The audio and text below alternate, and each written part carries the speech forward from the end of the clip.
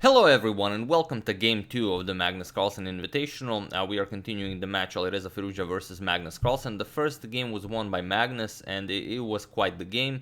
And now Alireza, if he wants to get back into the match, he should definitely retaliate, although against the world champion that's easier said than done. So without further ado, let's check out the game. We have e4 by Firouzja and Carlsen sticks with his Sicilian. We have c5 and now not knight to c3 like Firouzja went in the Banter Blitz Cup, but instead knight to f3. We have knight to c6 and bishop to b5. Firouzja goes for the Rossolimo attack. We have e6 by Magnus and now bishop captures on c6. We have b captures and now d3. We have queen to c7 by Magnus, now preparing to close the position completely with e5. We have queen e2 with ideas of pushing e5 himself, and now of course e5. And here knight b to d2, and already as of move 7 we have a completely new game. So knight to e7 by Magnus, he wants to shift the knight over to g6 to help out with the defense of the pawn here. We have knight to c4, now blockading both of these pawns and keeping an eye on the e5 pawn. So knight g6 defending, and now h4. Firouzja wants to kick away the knight to win the pawn here, so Magnus defends it. We have h5 and just g3. We have d6 by Magnus and bishop to d2 now, just continuing development, and f6 now, further strengthening the pawn. At some point in the future, you of course will be interested in pushing d5, so you want the e5 pawn protected. We have knight to e3 now. Now the knight can be shifted over to f5, but it's just a nice centralized square. So bishop to e7, and now knight to g1, and here both players start to go into some crazy maneuvering. Here Firouzja wants to shift the knight over to c3, and he doesn't allow Carlsen to develop with bishop to g4. Now if bishop to g4, you can just kick it away with f3, or just pick it up with the knight, but all in all, this knight is coming all the way to c3.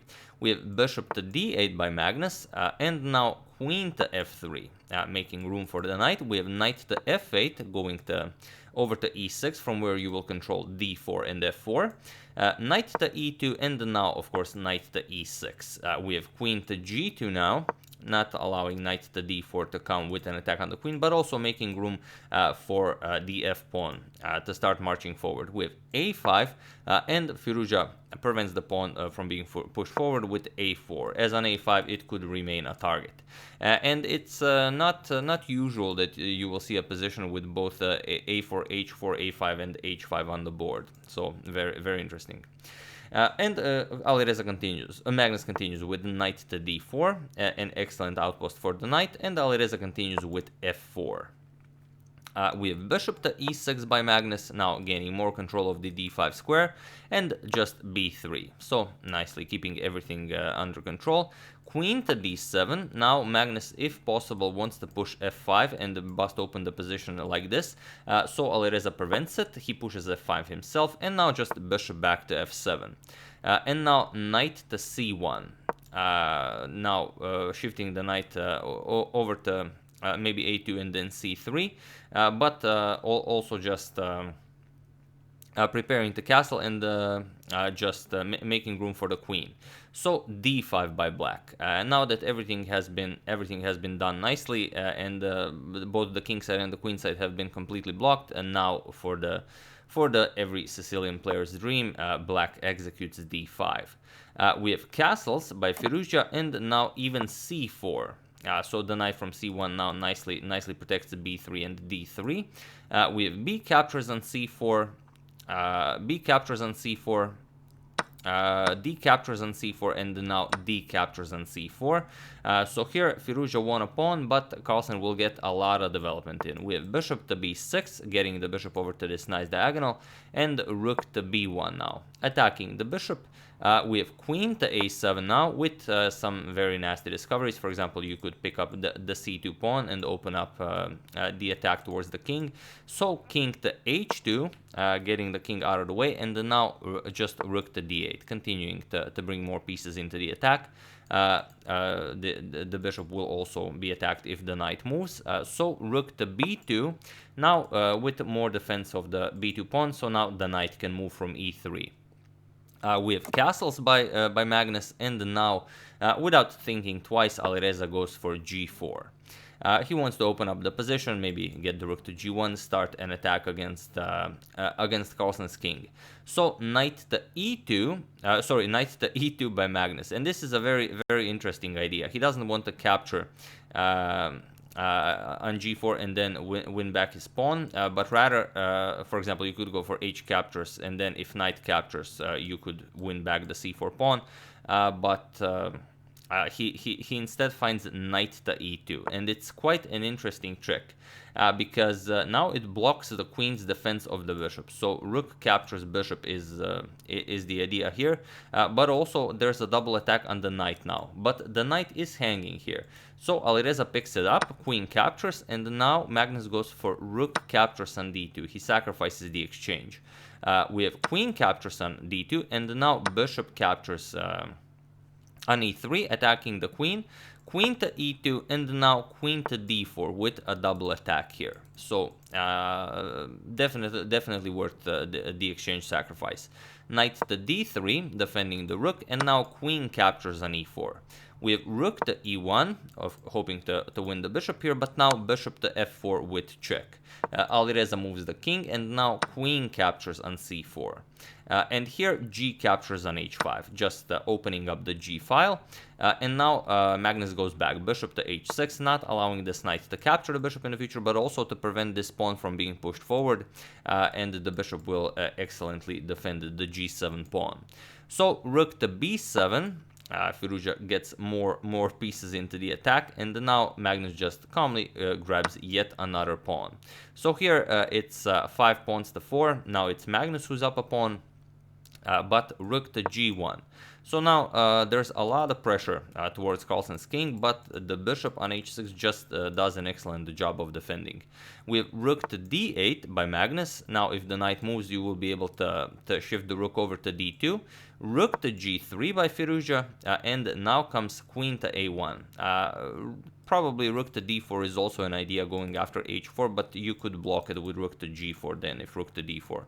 As the queen also covers g4. So instead, Magnus goes for queen to a1. He wants to go over to the h1 square. And now comes a move that Magnus surely didn't expect. He was probably expecting the queen to guard it with queen to g2, but Alireza plays the incredible knight to f2, now blocking the h1 square. However, he allows rook to d2 to attack both the queen and the knight, and this is what Carlsen plays immediately, but there is a problem to this. Firouzja plays rook to b8 check. We have king to h7, and now comes queen to g4. Here Alireza offers a knight here, and Magnus not interested in grabbing the knight right away. First, he goes queen to f1 with check, and of course not king to h2, then rook captures comes with check. Here Alireza plays rook to g2, and unbelievable as it is, here Magnus gives up the queen with queen captures on g2, and now king captures on g2, and it was also in this position that Magnus Carlsen resigned the game, as there is nothing more to be done here. He's down a queen, and it's completely lost. Now, if you're wondering why Magnus gave up the queen, the problem is, after this rook to g2 move, yes, you could, for example, win the knight here, but the problem is, after rook captures on f2, do you see how Alireza wins the game? Even feel free to pause the video and try to find the idea while I give you a couple of seconds. So for those of you who were able to do it, congratulations on spotting yet another queen sacrifice in their match. And for those of you who just want to enjoy the show, yes, it's queen to g6 check. And even though the bishop is doing a wonderful job guarding the g7 pawn, sometimes even that doesn't matter. Here you have to capture the queen, and now either capture will result in checkmate, as the rook prevents the king from escaping to the back rank. So if you're wondering where was Carlsen's mistake, it was actually in this moment where Alireza was able to trick him. Queen a1 goes after the h1 square, knight to f2, seemingly blundering rook to d2, but in fact it was a genius deception, which Carlsen did not spot. So here you would have to just ignore it, not allow rook to b8 check. This is very important. As long as white doesn't have the rook on the back rank, then it's all just good. For example, a queen to c1, you just play a normal move, and the game just continues, with Carlsen being better. Of course, he does have a passed a-pawn and the bishop pair, so should be a nice position for him. However, he went for rook to d2, and now the incredible rook b8 check here, and now queen g4 threatening this, and now it's resignable. There's nothing you can do here. Whatever you do, queen g6 is coming, and you cannot prevent it. But yeah, Carlsen decided to give up the queen, and then after king captures on g2, it was only here that he resigned the game. So yeah, that's game 2. Firouzja retaliates, and the match is now set at 1 point each, and we are of course going to continue and see who emerges victorious, and will we go to Armageddon. So I do hope you enjoyed it. I would like to thank Philip Wemschulte, Insta Marketings, Evert Mulder, Joshua Knott, and Lauren Mayer for contribution to my channel. Thank you a lot. I really appreciate it. As usual, you can check 2 of my previous videos here. Thank you all for watching, and I will see you soon, continuing the coverage of the Magnus Invitational, most likely until it finishes. Thank you all. I will see you soon, and have an excellent rest of your day.